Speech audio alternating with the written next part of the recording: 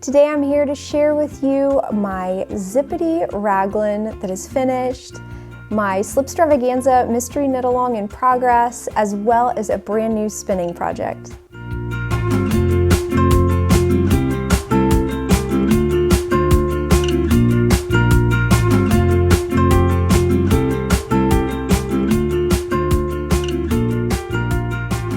Hey everyone, I'm Marina and this is Pineapple Knits, a video cast about knitting, spinning, and weaving.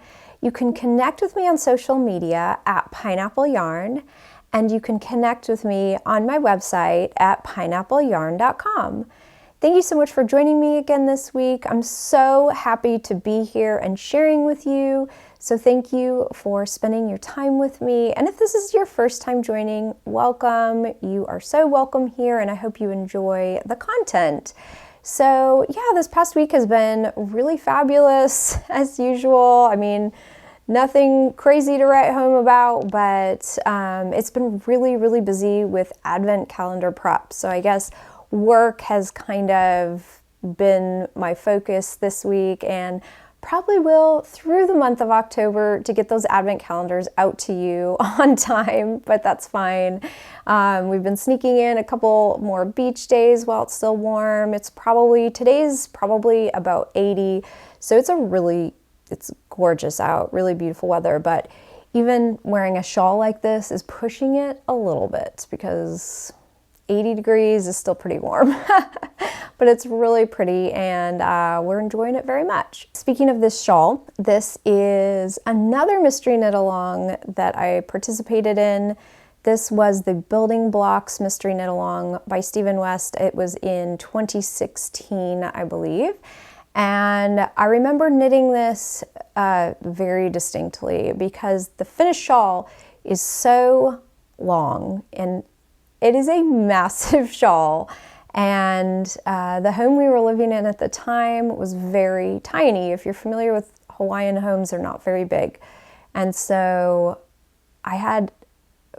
there was only one place in the house, I remember, that I could actually spread out the shawl that was wide enough where I could actually block it out. So let me show you how big it is.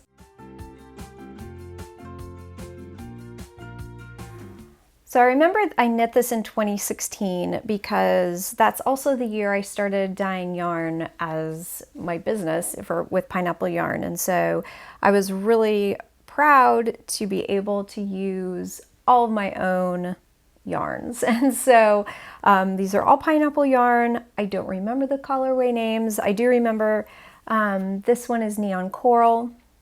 And so I have renditions of this, slight variations of that. And this blue is similar to Poolside, but the Poolside I have now is just a little more saturated and on the cooler side. And then this gold tone here, I do have similar to this. It's called Honeycomb. This one was called Midas. I do remember that. But the neat thing about this shawl, this Building Blocks shawl, is that it uses 4 colors, but then you use them all in different combinations and it creates different colors. So I'm going to hold this up and look at how interesting that shape is too. It's so interesting. So as you can see, some of the stripy parts, like this middle part right here, this was brioche. And so right here is the middle section, and it's also the widest. So this is I guess I should say it's the deepest. This is a very wide shawl, but it just keeps going and going. I don't know how many stitches I had at the end, but I do have to say this Neon Coral right here, this was the bind off, and it was a lot. I remember binding this off, and it took days and days to do this I-cord bind off. But isn't this a fun shawl?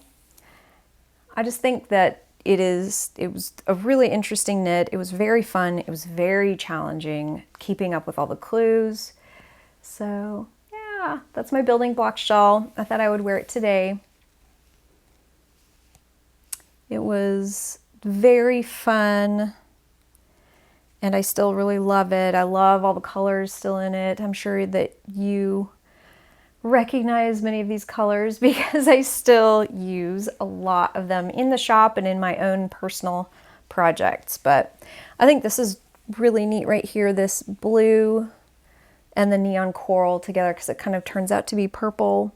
This was just a really interesting, fun shawl.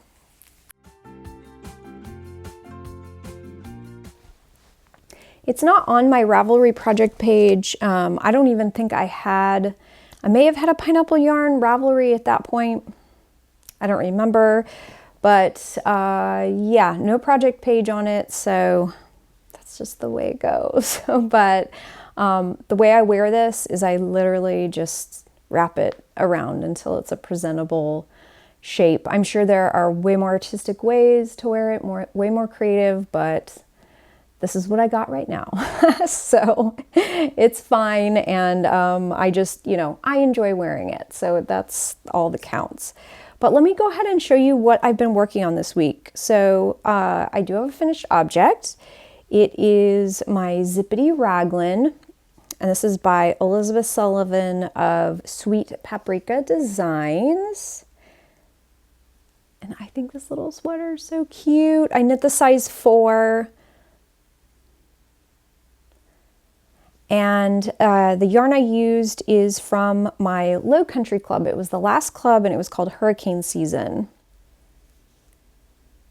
So it has really great greens and blues, lots of speckles. It's a lot more, I feel like it's a lot more muted in person than is showing on the camera, but it's just a sweet little sweater. I knit the size 4 exactly to the pattern, except I shortened it 1 inch. I even did the twisted rib neck and cuffs and hem, which I didn't do the first time I knit this pattern. The first time I knit this pattern, I actually blended 2 fingering weight yarns to make kind of a marled sweater, and that is on my Ravelry projects if you're interested to see. I think I did a 1x1 cuff or a rib on the cuffs, the hem, and the neckline with a contrasting DK weight yarn. So it turned out to be a really cool sweater. But I love this pattern. It's so good for kids. And it fits really nicely. It's not a slim fitting sweater. It's a little boxy, which honestly I think is more comfortable for kids, especially if they're active, which mine definitely are. I love the Raglan detail on the sleeves. Gorgeous. I just love that. This really is one of my favorite patterns.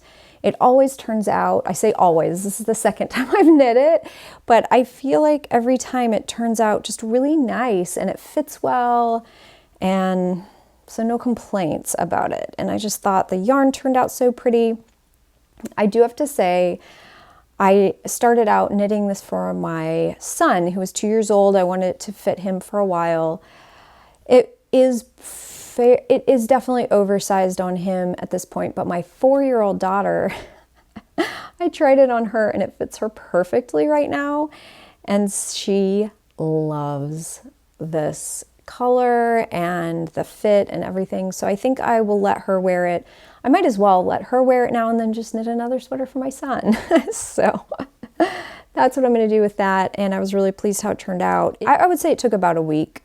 And it turned out super cute. So if you're looking for a really cute kid sweater, I love this pattern. I think it's so great, and I'm sure I will knit it again.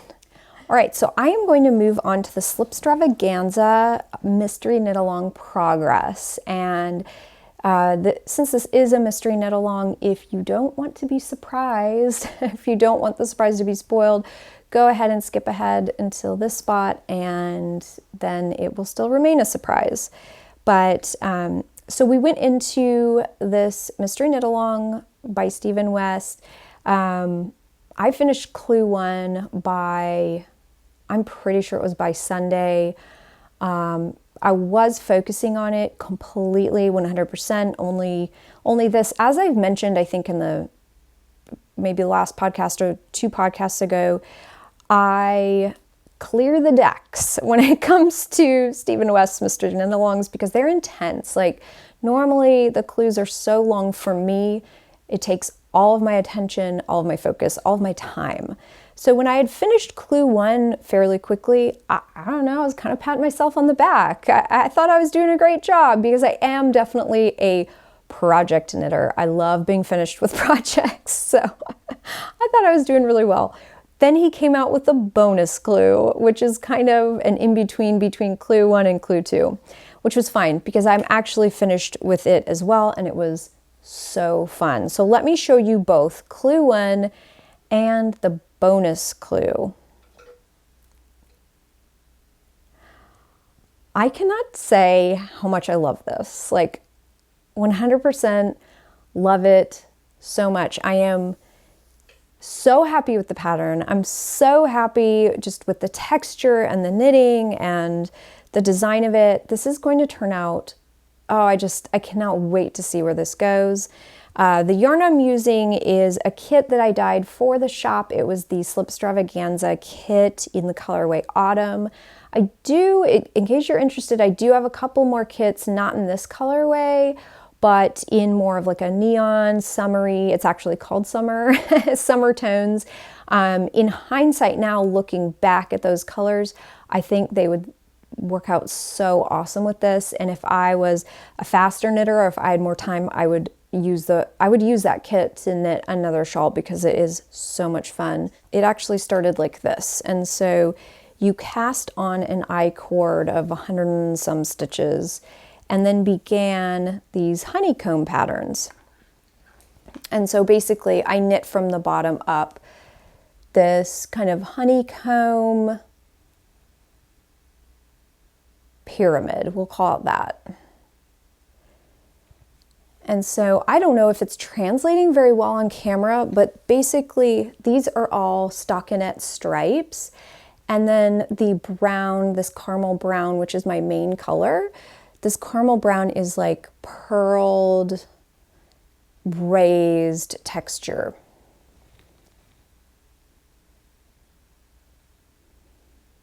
And then the bonus clue, what you do is you pick up along the edge of the pyramid and leaving these big kind of yarn over holes. So you could probably see that's actually a hole right there.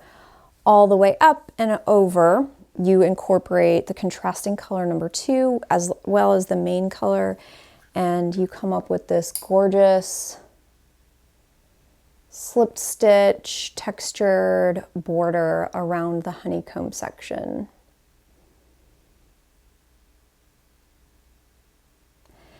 I just love the attention to detail in this pattern because all of this right here is I-cord. It's very finished. It's a very well written pattern. And there are also there's video help with each section of the pattern. So when I got to the bonus clue, I was like, what is going on? What am I supposed to pick up? And so I did begin the video for the bonus clue section, and it was just so helpful to see basically what you need to do for the next section. This was also charted, which is helpful.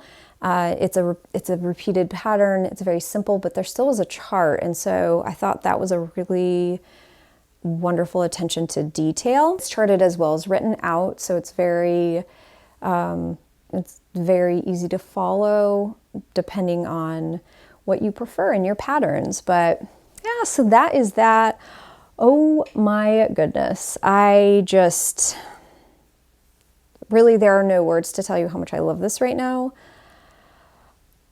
It is such a challenge, and it's just wonderful, and I love it, and I'm just so happy with my yarn choices. I'm so happy that I followed his instructions to not use speckled yarn because it would take away from this beautiful, beautiful texture, and oh gosh, I just love this. So the needle I'm actually using a US size 3, and it is a 3.25 millimeter needle. And because this size isn't in my interchangeable needle set. I actually purchased this one, and this, I branched out, surprising. I always use Addy, but this is a ChiaoGoo, which I've never used ChiaoGoo needles, and I like it and I don't. I'll tell you why. The cable is amazing. This red cable, I'm sure y'all have used this before, but this red cable is just super flexible. The Addy cables tend to be, I have the blue cables and they're just a little stiff, and I'm used to it because I've been knitting with Addies for so long that I'm fine with it. But this is really, that red cable is super nice. The join is so super smooth. There is no bump here at all, 0 bump. And so just knitting with this is wonderful.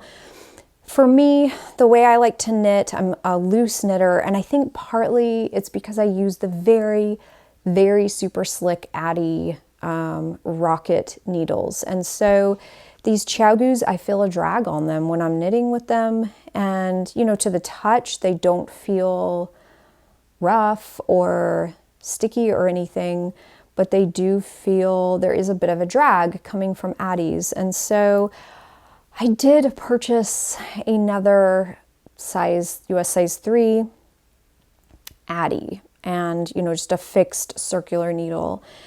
And so I'm kind of on the fence whether I'm going to switch at this point. I'd love to hear your opinion about it. I feel like I shouldn't, you know, on one hand, I shouldn't switch right when I have so much of this already done because it might change my gauge. But on the other hand, I still have 3 clues to go.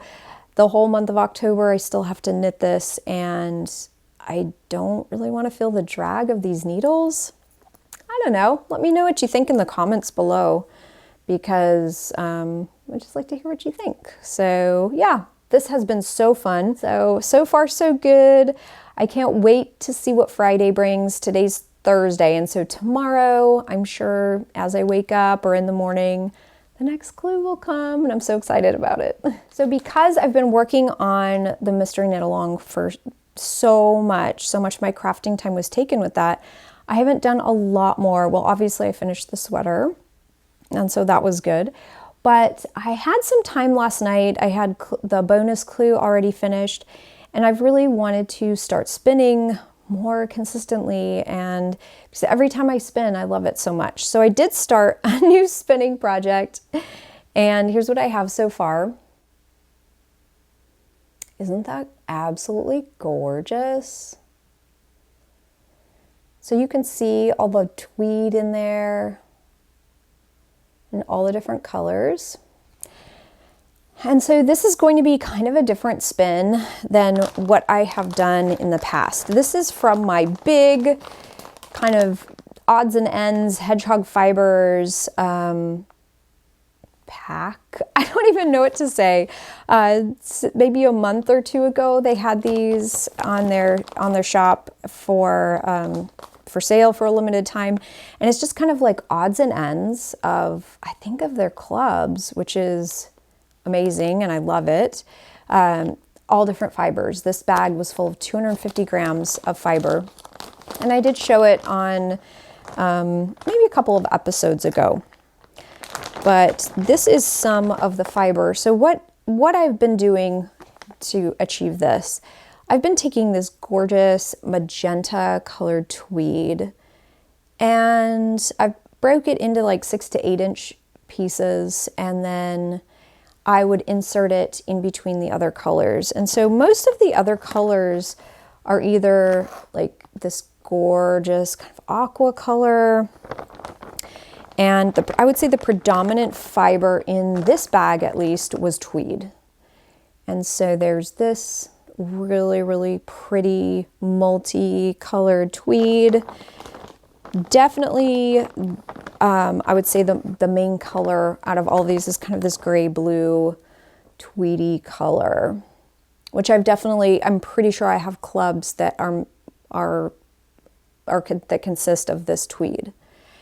And so I'm just inserting this magenta in between different different fibers. And so we'll see how long I can do that. I think I have enough to finish the rest of this because there are a few pieces in here I'm not going to include in this spin, and I can tell they have a silk content, and I don't want any silk in this. I don't really care to spin silk. It's just my 2 cents, but like this right here is just so drapey and dense. This is definitely has some silk in it. This right here is pretty as it is. I know this has some silk in it, so I'm going to skip that one. But everything else is, like I'll probably insert this in between some of the other colors, like the blue tweed, just because it has a nice contrasting pop. And I am spinning this fairly thin, for me anyway.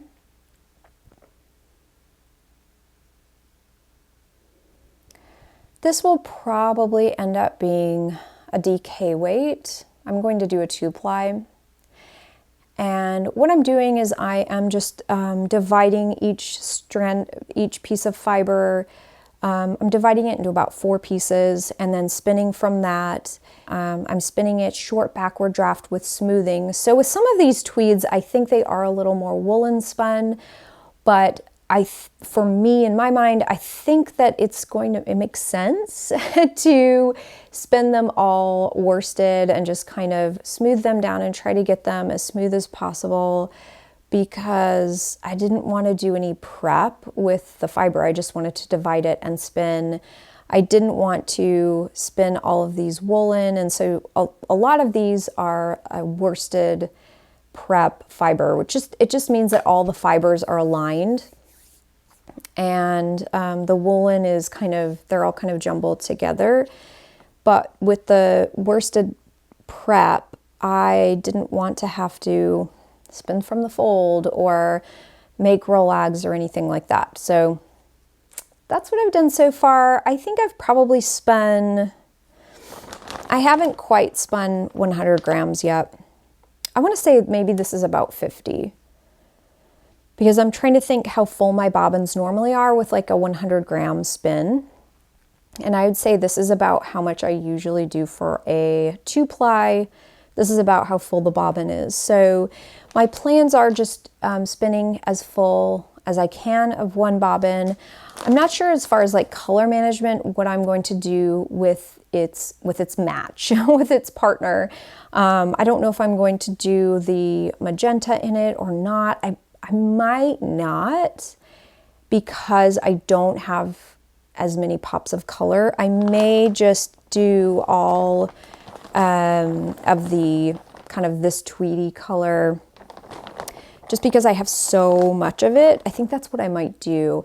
And so when I ply them together, I will just have a lot of kind of like matching subtle color variations, but then I'll have pops of this color kind of barber poled with the aqua or blue. I think it'd be really, really pretty. I love barber poling. And so yeah, it's just a really fun spin. I'm taking care to spin it quite thin, but I just know that it's going to puff up and like bloom once I have blocked it or soaked it. And so I just want to be mindful of that. And I'm not sure what I'm going to do with it when I'm finished. I would love to weave something from it, but we'll see. Might just go in my stash. I don't know. I have quite a stash of handspun now, and I really need to find some projects for it. So that is all I've been working on this week, and it's been a very satisfying week as far as crafting.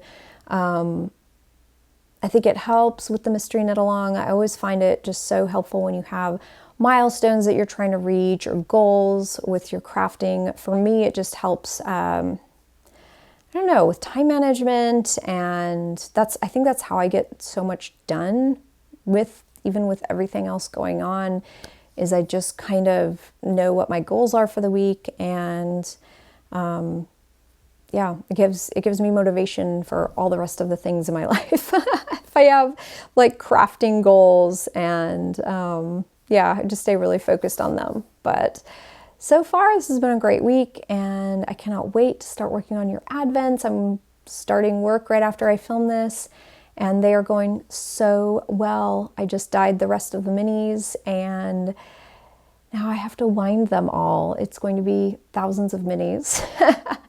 I have started winding them already, but yeah, definitely have most of them to do. So it's just so fun seeing all that come together, and it has come out so beautifully. So I cannot wait to ship those out to you in several weeks, I think. So it won't be long now. Thank you so much for joining me this week. It's always fun spending time with you, and I really appreciate you joining me for chatting about crafting. So I hope you liked the podcast. If you did, I'd love if you'd give it a thumbs up and subscribe if you haven't already. But I hope to see you again next week. I hope you have a wonderful week and an awesome day. Bye.